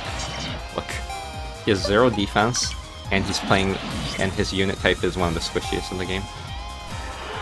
Okay, so I'm pretty sure this capture... Oh no, this capture isn't guaranteed, but by event you capture her at the end, so it doesn't matter. Cool. So I conquered Ashikaga. So let me update. I conquered Ashikaga on turn 10. When did I declare war? 4? I forgot. No, I think he declared war on me at turn 3. Let me remove the question. I'll keep the question mark because I might be wrong. And with a question mark, I'm never wrong. Oh shit! Saved. I'll eventually get used to this. But yes, I got satisfaction, so you can infer what I skipped. So I conquered Ashikaga. This is usually not standard. Typically you conquer Hara first. It's just that they declared war on me first, and just a lot of things happened. Anyway, so I want to start the event chain with the Miko Union. Why? Because they give me a lot of satisfaction, and I gain a lot of officers from them. And this one I really do want to draw out just to gain their officers. So I'm willing to stay in war with them for a long time. But to declare war on them, you need to go through an event chain, which also happens to give satisfaction and whatnot. I believe the first one doesn't, so I don't need to do any... do any censorship. But the next two will require censorship. Okay, cool. So that's the end of turn 10. And let me hire people from prison. So I want Isoroku at some point. But given that this guy's 5 negotiation, I want to grab him first. Let's use Mitsuki's 6. By the way, this guy's 6 negotiation, but the reason I'm not as interested in him is because he costs 2. I should talk about costs. So officers have particular costs associated with them. Depends on a lot of factors. Well, actually, it's mostly hard-coded. The only thing it depends on is the number of troop count. Every 500 it increases their cost by 1. Certain officers have certain baseline costs, and certain officers' costs will increase as you boost their stats by upgrading them intuitively. And the amount of cost you can accommodate is based on your national power. That you can think of as dev. Provinces have particular national powers associated with them. You can increase it by developing, but you can also increase your national power in general by just conquering more things. If you go over cap, there will be penalties to your income, and generally it's hard to go over your cap. Only certain events and certain scripted things will cause you to go over cap. So you have to be conscious of cost, especially in the early game. Which is why this guy's not too attractive. 6 negotiation for 2 cost. Whereas this guy is... Whereas the guy I hired is 5 negotiation for 1 cost. Plus potential use for combat later. Who else do I want to hire?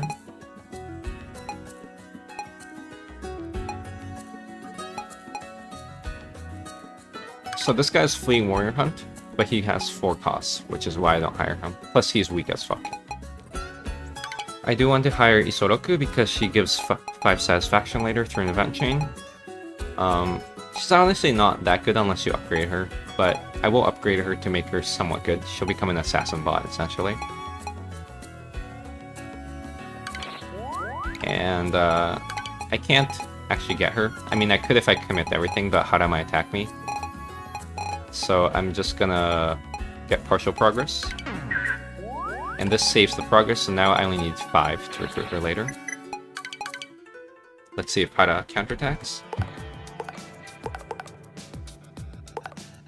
So Hara didn't counterattack, fine.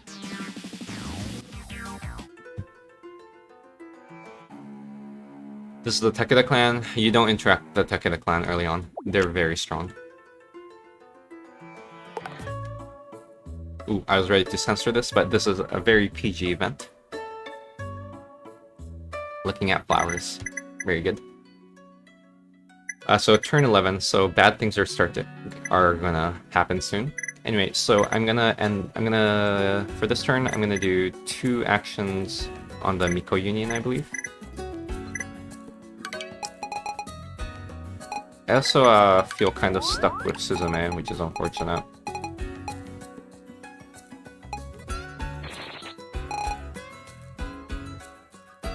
But But yeah, I don't... Okay, I think I'll do one action with the Miko Union. Then spend some units to hire the Kyokokuge, the samurai one, which helps me capture stuff, because I really want to capture people from the Miko Union. And now is a good time to use my officers cooldown, or put them on cooldown, since I'm not engaging in any complicated battles. And against Hara, ideally I'd like to solo defend with Suzume. That might not be possible, but if I can, I think guarantee that she gets an opinion, which will let me progress her event faster. So let's get this samurai for 15.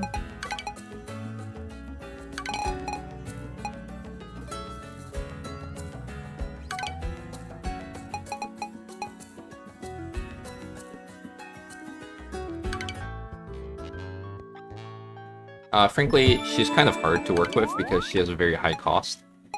And in terms of what she provides, she really doesn't provide much, except this Mercy Charge skill. This just really helps make capturing more consistent. And, well, you can already tell that I need to cut this. I'm gonna cut this, but I'll click on this. I'm back. 5 satisfaction. And turn. You gotta do this again. The next time it only gives 1 satisfaction. So in terms of like satisfaction efficiency, it's not great, but it's required to declare war on them. So like looking at it holistically, it's, you know, all part of a way to get a lot of satisfaction. Hara still didn't counterattack. I am very mad. I am pissed off.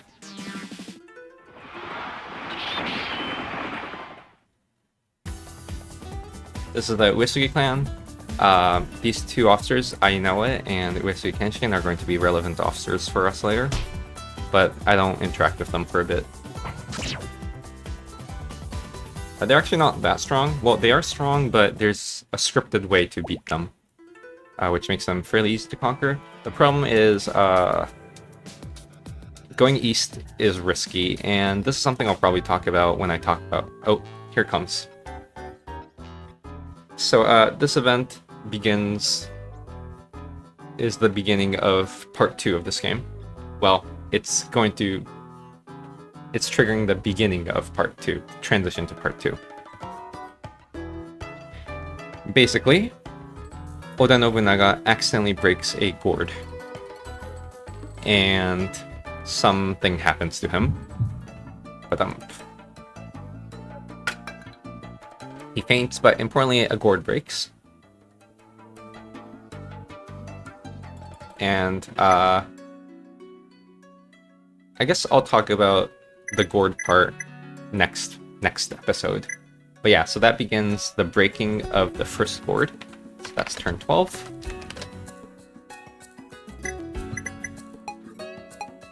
And yeah, I'll explain this at the beginning of next episode. I think I'll end by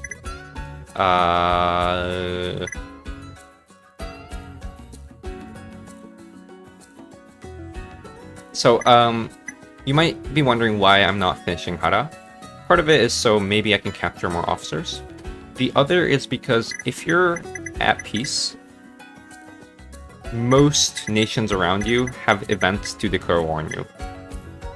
And the problem is, because turn order is sort of random, you can't determine who will declare war on you. I wouldn't mind if he declares war on me. It saves me an action. So this is a good thing, actually, if he declares war on me. I don't want him to declare war on me. Iga is something I don't want to interact with for complicated reasons. They're not too hard to beat. It's just that if you beat them, it progresses an event that I don't want to progress. I actually don't know off the top of my head if Tokugawa can declare war on me, but if they can, I don't mind. They're kind of hard to beat, but yeah, I don't mind. And I also don't know if Takeda can declare war on me, but I would assume so. Pretty much every nation has scripted ways to declare on you. And actually no, Takeda won't declare on me. Their scripted way, I think, is slightly different. They do have a scripted way to declare war on you, but they tend to be nice. They don't immediately declare on you. But yeah, if hypothetically Takeda declares on me, like, beating this will be very hard. They're very strong. Which is why I want to declare war with the Miko estate before ending my war, because I don't want to be in war with Iga. And that I can't control without savescumming. That's why I'm leaving them alive. And to declare war on the Miko estate, I need to go through their event chain. So, yep, I'll see you later. This time I only got 1 satisfaction. Unlucky. It's not unlucky, that's just how it works. Now I can declare war on them.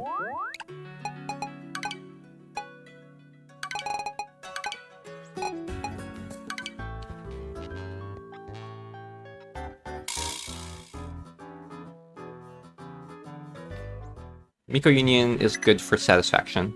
They unlock, well, the event chain to declare on them, that's 6 satisfaction. Conquering them is 5. And after you conquer them, you get another event for 5 satisfaction. So this is a very nice tag to conquer. They also have great officers, who I'll explain. And now, since I'm at war with a tag already, I can finish Hara next turn. So I'll probably end this video after I finish Hara.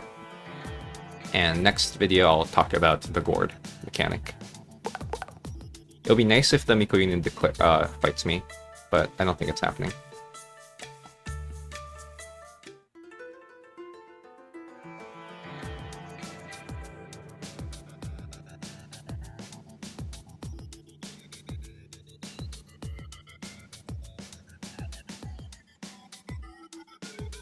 Yep, unfortunately, no battles. Hopefully Hara attacks. Please attack, please attack. Oh my god, I'm sad. Yeah, I really need to progress Suzumi's event chain, but I can't. Very unfortunate stuff.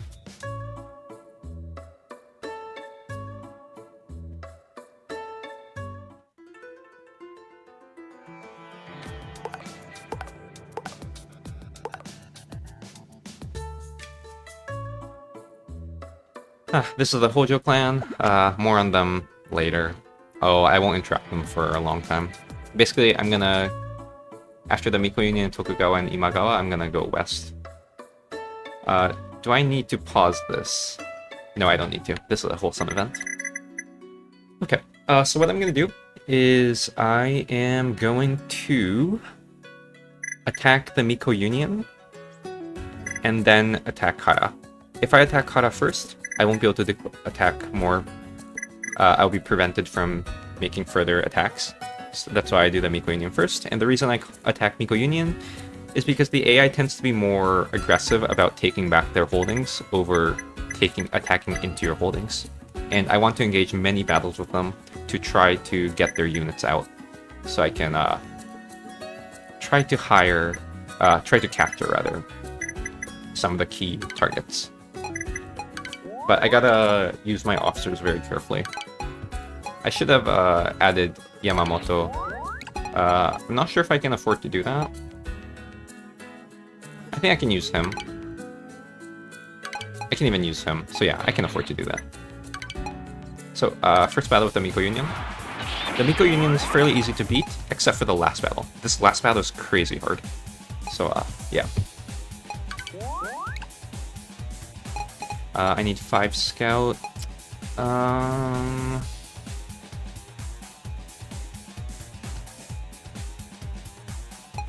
want to potentially... No, this guy's 6 negotiation, so I can use these two to hire Isoroku if needed. Actually, I only need Mitsuhide. So I'm going to use this guy. Feels a bit wasteful in case there's a future combat that requires more scout, but... Sorry, more search. I could also use this guy. I don't expect to use him for combat. Oh yeah, first battle is deterministic. For some reason, this is fixed, and I don't get why. Most first battles aren't deterministic, but yeah, this one's deterministic, so I don't know why I did that. This is actually not an easy battle to win, because I happen to have no good backline, and they have a front line full of Ashigarus. This is where this guy comes in. He has guard cancel.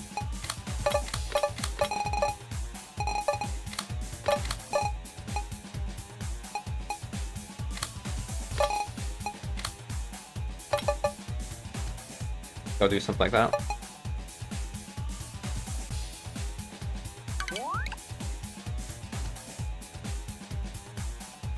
This might not be winnable. Or this will be hard to win without her. But I don't want to use her because there's nobody worth capturing. I think I have to bring in Ranmaru. And even then, this is still hard. Really depends on how they attack. This guy's counterattack rate up 2, so I'll take a lot of damage when attacking him. Okay, I need... Oh, I don't want to use Mitsuhide though. Yeah, this might be a loss.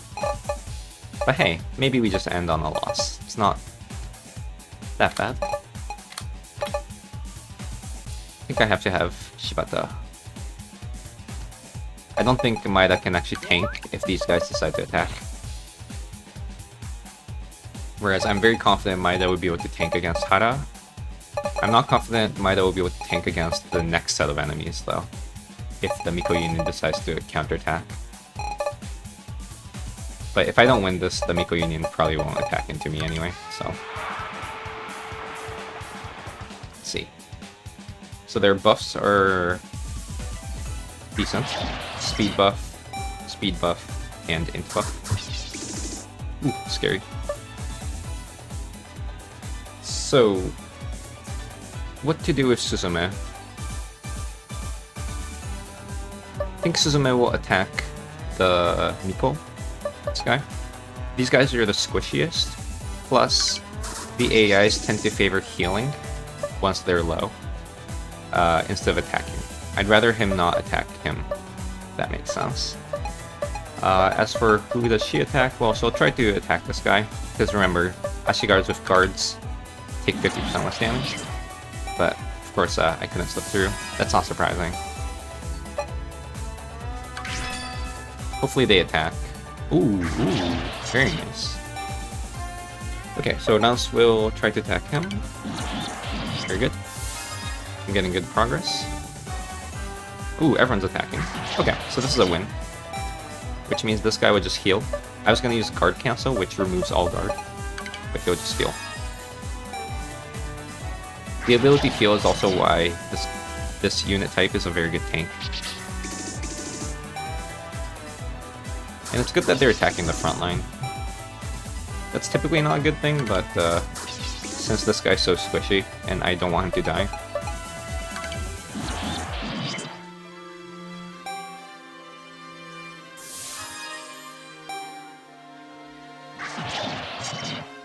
Alright. This worked out better than I thought. This could have been pretty bad, though. If these guys played more defensively, and these guys attacked the backline. Okay, please, Suzume, please get opinion. 1/5 chance. Damn it. Do I need to skip this? No. So, after a certain... So, I guess I'll have to explain personal combats now. I mean, most of the mechanic is the same. The only difference is there's no notion of unit. And here, level and speed are the only stats that matter. So each officers have attack, defense, int, and all that. They're not relevant at all. Actually, it might be relevant for tacticians to give buffs, but levels are the only thing that matter for individual combat. And your damage does not scale based on your HP. Even if you're 1 HP, you'll still deal the same damage. That's all you need to know for personal combat for now. I'll explain more as we get into more difficult personal combat. These are, like, very straightforward.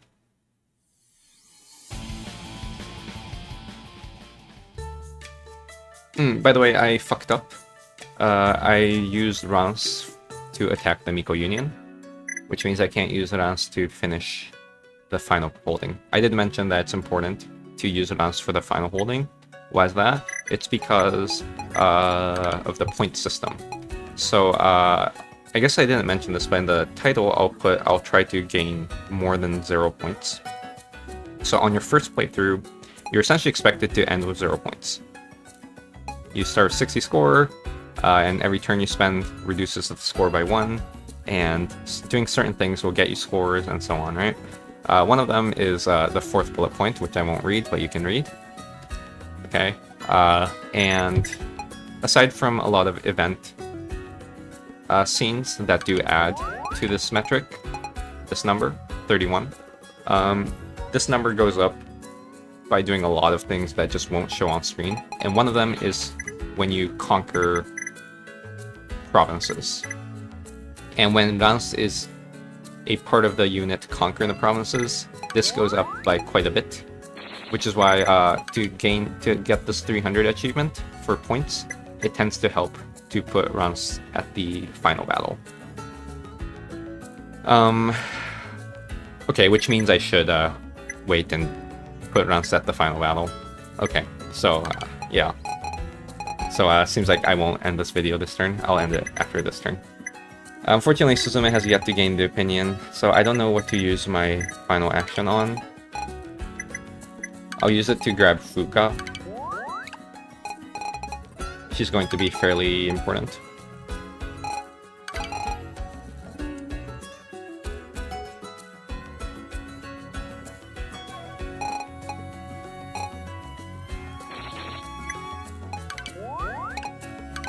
This is 5 negotiation, Fuka's 4.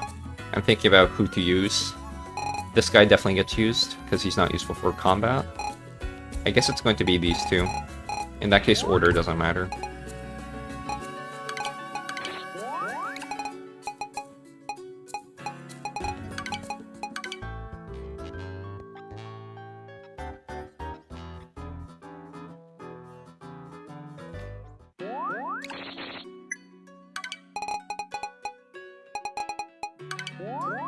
So Hookah is important for a later event chain.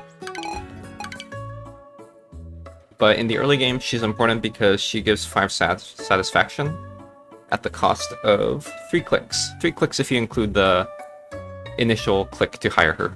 2 if you assume that you'll hire her. As a unit, she's okay. She's a Miko. I haven't talked about Mikos. They're healers. And healers scale off int. She has 6 int, so as a healer, she's not that bad. But Mikos in general aren't that very good, so as a unit, she's not very good, to be honest. But she has 3 negotiation. Anyway, oh, I can't end this. I need to finish Hara off, and I'll end this.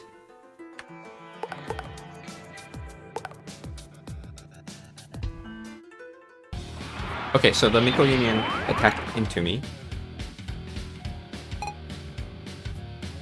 Oh man. So the problem is I don't know if Hara will fight back. But it's very important in my setup for me to not miss out on particular officers I'm trying to capture from the Miko Union. Let's see, 2. In that case, I will sacrifice this guy. There's nobody here who I want to hire. Therefore, I'm just gonna let them win. Because to win this, I'm probably gonna have to invest like 2 units. Then the potential battle with Hara will be hard. And this is an invasion, I don't care. As I said, as long as I full annex them before they actually fully invade, all of this gets reset. So they can take it. Plus there's a small probability they'll try to fight back on their own province, in which case I'll need my officers. But they don't do that. AIs typically don't invade more than once in the base difficulty, which is going to be your first playthrough. There's some AIs that do, especially the later on AIs who do attack twice.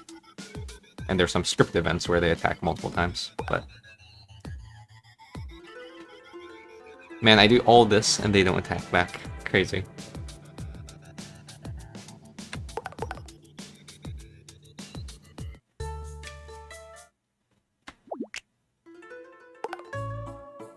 Do I need to... No.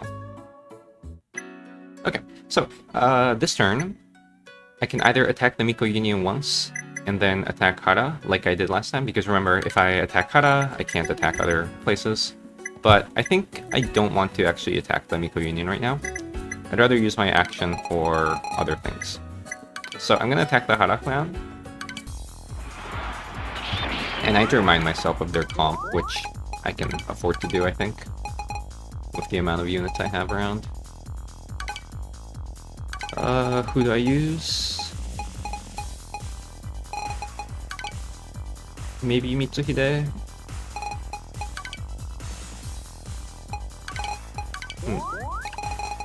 I'll just use Takigawa. Alright, they had 2 Ashigarus and the backline. This is actually quite hard in the early game, but I've spent some time developing my characters. So Rance, for example, has a lot of units. So I'm not that worried. I'm just trying to bring the minimum number of units needed to win this, so that I can I can increase my probability that I'll get 1 relation on Suzume. But with 3, I don't know. I don't see myself winning with just 3, unless I get lucky with an assassinate plus this guy attacks or something. Yeah, unfortunately I'm gonna need Ranmaru as well. I think these 4 would be barely enough. Though it partially depends on whether Suzume can get a good assassination off on their guard, or if these guards attack me.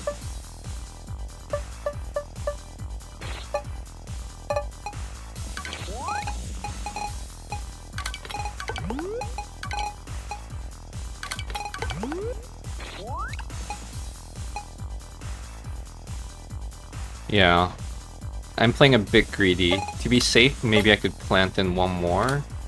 This is in my mental model like a 70% to 80% victory.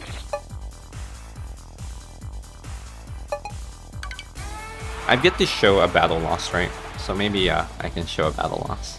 That's the excuse I have. Hopefully I play... Nah, I don't. Imagine if I got through this. This would have been great. Okay. So, Suzume will...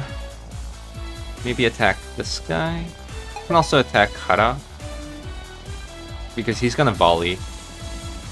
Lowering his volley damage would be nice. Oh, that's peanuts.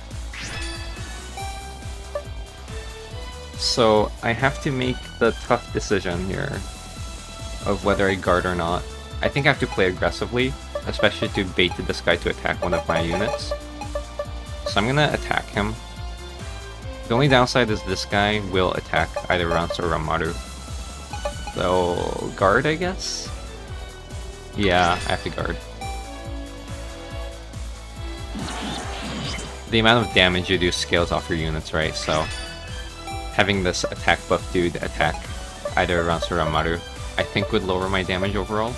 And I'm gonna finish this castle guard, so I'm gonna attack him, because then this guy will guard for him. If I attack here, for example, I don't know who will guard, and if I attack this guy will guard, so it's likelier if I just attack him.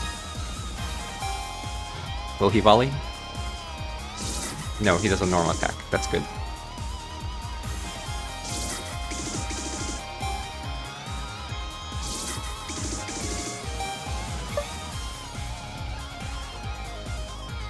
So now I'm gonna attack here and hope that this 50% kicks in. Ideally I want to kill him or her.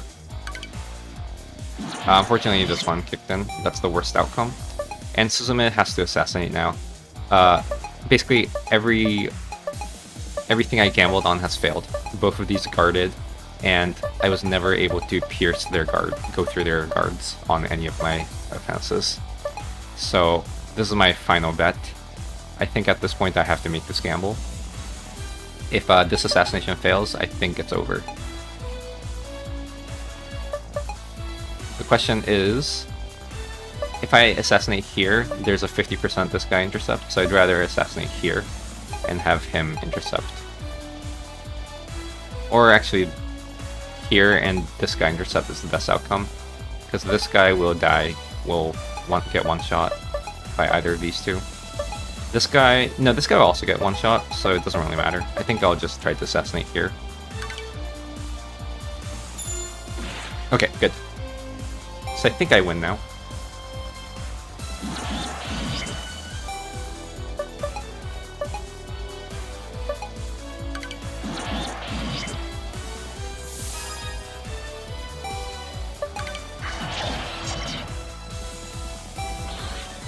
Okay, so Ranmaru I think still attacks Shoujihara.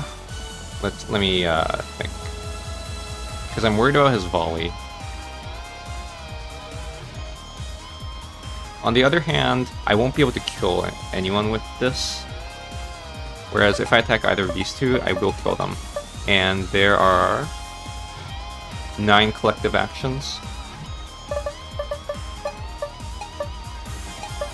And there are 10 collective actions total. So as long as I kill this guy before he makes his final action, or this guy does volley, everyone will be able to go through all their moves.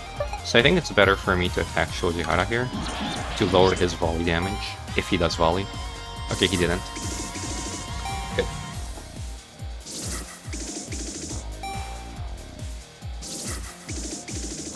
So Rance will kill him. Shibata will kill Hara. And it's GG. That was a pretty tough battle. So many things went wrong, I feel like. But the assassin was clutch. Oh, this is a scene I have to skip. Oh, before I skip, I imprisoned Shojihara. Now I have to skip. Okay, skipping has been completed. I gained satisfaction. Getting very close to 50. I mean, not very close, but I'm almost ready to get to 50. Okay, so that's Hara down. I captured a unit. Who was the unit I captured? That was a swordsman I captured. Or samurai. Kirikato, her. 3-4. 7 negotiations, decent, but 2 cost. Meh.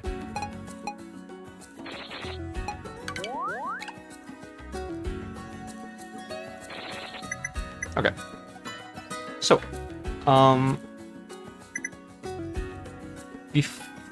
and who got the relation? Not Suzume. Damn. Just not the... Well, not everything will go perfectly according to plan.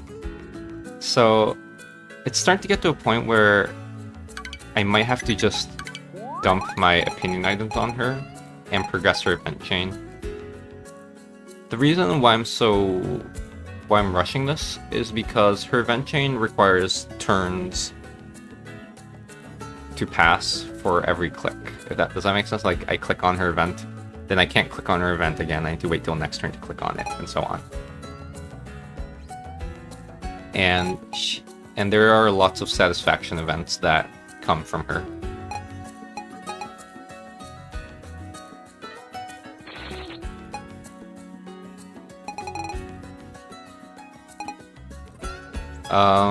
I would also like to summon foreign officers, which also is a great source of satisfaction. Plus takes time. Let's see. So turn 20. I mean, I can still wait, but it doesn't hurt to have it now. So I think what I'll do is, for my next satisfaction bonus, I am going to summon forces from a foreign nation. By the way, another thing I could do is the multi-talented middle-aged man. That's another 888 dude. 8 search, 8 construction, and 8 negotiation. I'll eventually click on him, probably. But I think I'll kick off summon forces from a foreign nation. And summon from Leazas. Now, if you were following along, if I were you, I'd do Zeth. I'd do Zeth twice if I were you. The second Zeth officer is probably the strongest officer in the game. So it's very important to rush her. I'm gonna greed and do Leazas first for complicated reasons. I'll maybe explain as I get her. But yeah, if I were you, I'd do Zeth twice. In my route, I'm gonna do Leazas, Zeth, and then Zeth twice, I think. But eventually, you can summon all of them, so order only matters for the purpose of which you get first. It's not like you miss out because you don't do a particular option in a particular order. They're all fixed who you get. You can do up to 3 times each, so 6 total. And you get the same officers every time. Okay, and I think this is where I end. Actually, I'll end at the beginning of next turn. So let's actually, before I end my turn, let's see who I have available. I'm wondering if I should use any of my officers to do some negotiations. Slash, is there anyone who I should hire? Or who I want to hire in the future so I can, like, future-proof them by lowering their negotiation. This guy's 5 search for 1 cost. Not bad, actually. I might take this. 5 search for 1 cost is a good deal.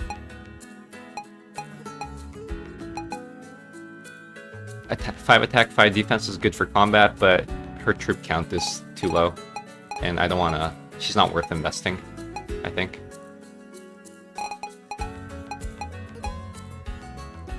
This guy's a merchant. Merchants increase your income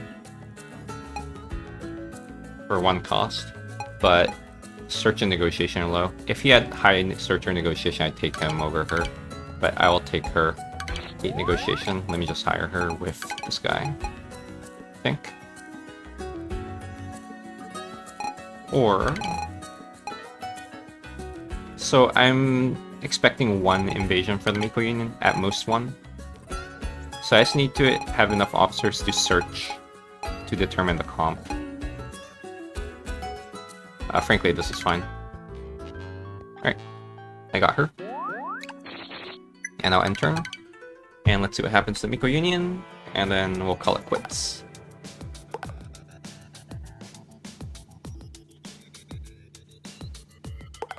Hopefully they invade. Or they attack. Ooh, so this is interesting.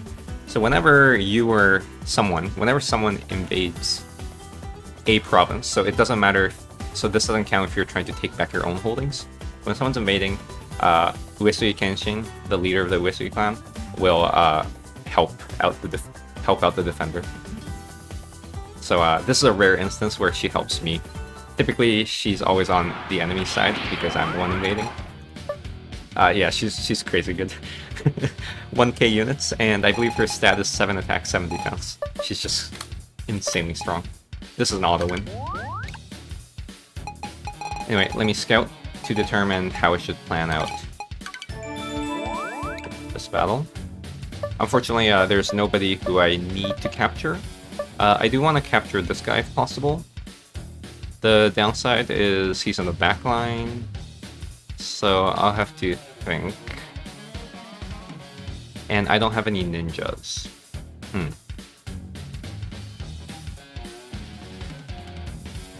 Okay.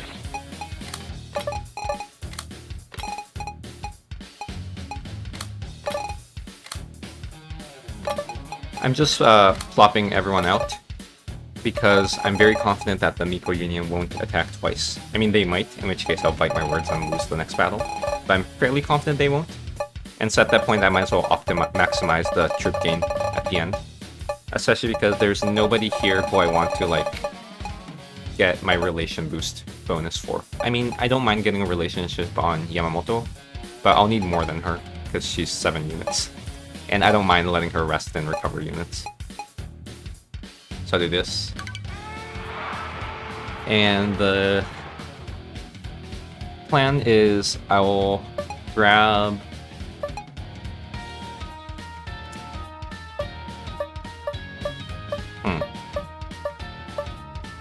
So, her Mercy Charge makes capturing almost guaranteed. But costs 2 actions, so she can Mercy Charge twice. So I'm thinking, who do I want to capture? This guy, definitely. Which is slightly annoying because it means that I can't kill him with my backline. I'd have to let him free fire. So I'll take some damage. Oh well. And yeah, I'm wondering if I wanted this Sohei or this Ashigaru. I'm down bad for more frontline Ashigaru units. I'm not down bad for samurais though. I have enough of frontline units that does damage. And will get more, so it's either of these two. And I should have checked their skills. I don't remember their skills when I scouted. If either of them had useful skills, I'd consider one. I mean, if he had a useful skill, I'd consider him too, but I think neither of them had skills. So at that point, just a blind guess on who has better stats. This guy has more officers, and when you capture, they keep like 80% or 60% of their officers. Sorry, not officers, soldiers. So I'm just gonna pick this guy.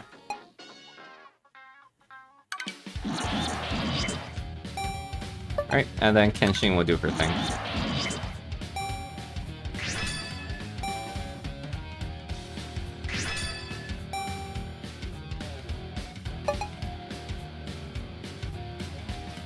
I presumably don't need to worry about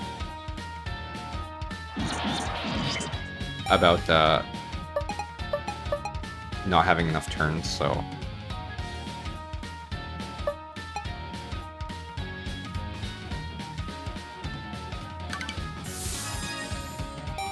I'm just gonna play very greedily. Particularly, I'm using the Miko to heal my units, so it saves me money. This guy literally does nothing, I guess. Since there are no more guards available, I'm just gonna start using his actions, even if it does nothing. Alright.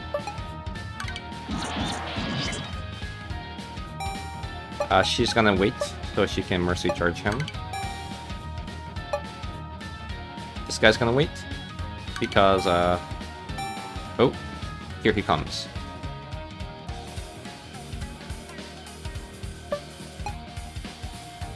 So this is one annoyance with this setup because I can't kill him. So if he free fires like this, there's nothing I can really do about it. But I think I'll be able to get to him before he fires this. And even if he does fire it, oh.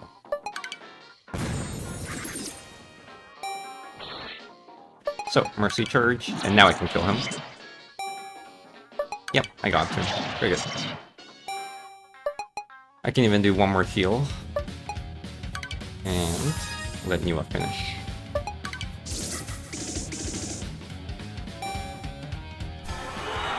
Yeah, so Mercy Charge is the one exception to the at most 2 prisoners rule. So I got 3 prisoners. Very good. Relationship went on Maeda, which is not great, but I think the only one who I would have even liked it on would have been Fuka, so.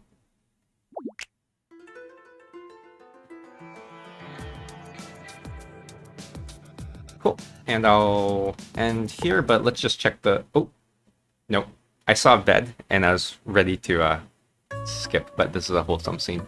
Nobunaga's still sick, is the TLDR.